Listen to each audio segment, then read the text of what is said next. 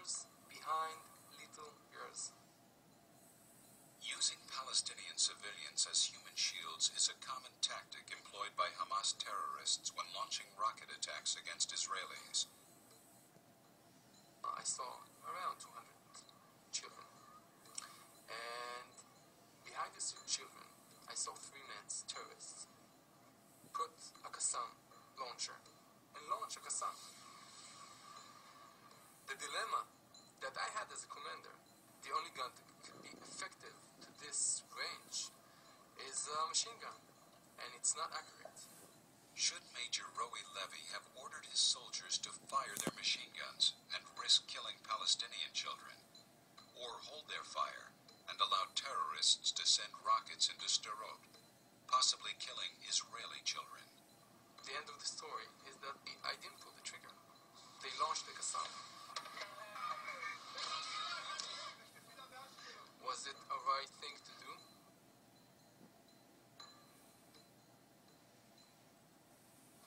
These are the kinds of tough choices that Major Levy of the Golani Brigade and every other soldier in Israel's defense forces must face every day. The moral dilemma of whether to shoot or not intensified when Israel launched Operation Cast Lead into Gaza last year, after suffering through years of deadly suicide bombings and rocket attacks from Hamas. Major General Dan Harel led the operation.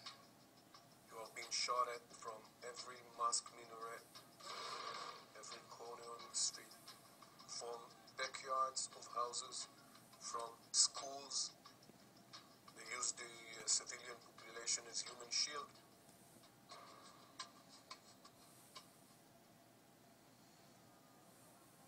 What the IDF confronted in Gaza was far removed from traditional open battlefield warfare between standing armies.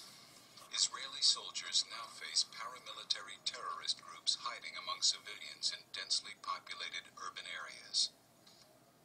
This new kind of asymmetric warfare is not only difficult tactically, but also raises a host of complicated moral and legal issues.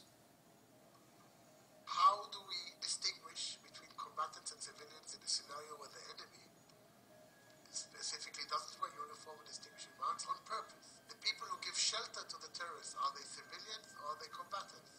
What are the rules we need to give our soldiers to allow them to be able to survive and practice humanity and morality in this type of battlefield?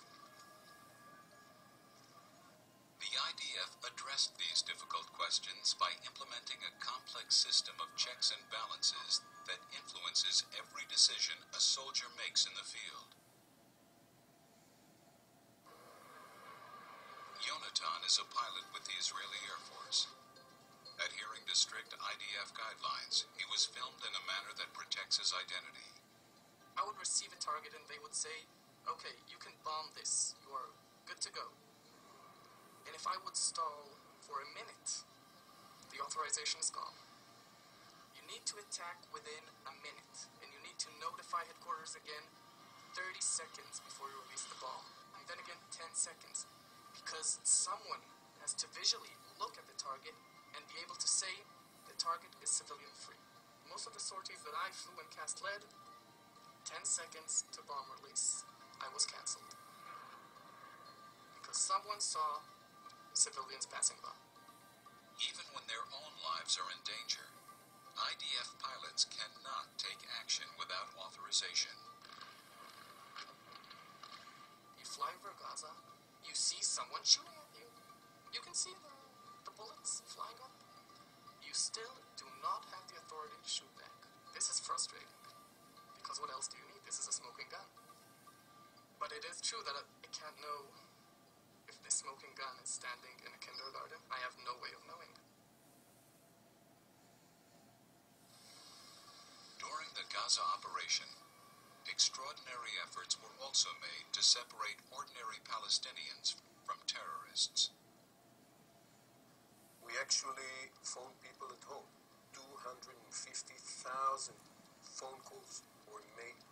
Leave your home and move west. Radio station called them to leave the area of the fighting. Thousands on thousands thousands of pamphlets were spread over the Gaza Strip. And the fact that 800 out of the 1,162